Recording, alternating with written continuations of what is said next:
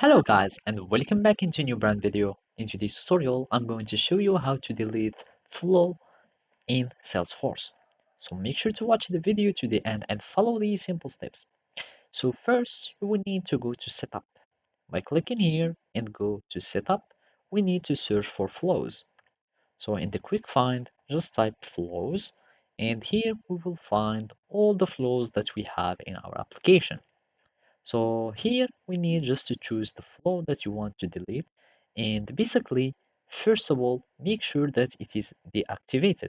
This is a custom flow that I just created for demonstration.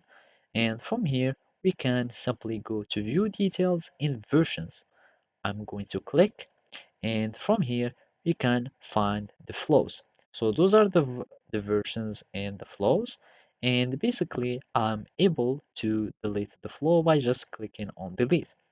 And if it was running, you will need first to deactivate it. So I'm just going to click on run, or if it was activated, you will need just to go and deactivate your flow.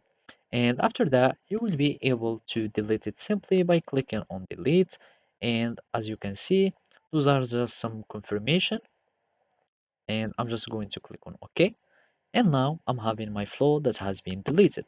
So if you want to delete another one, for example, this one, those are some default flow that are already here by default in Salesforce, but any custom flow. And this is another version of the other flow that I have created.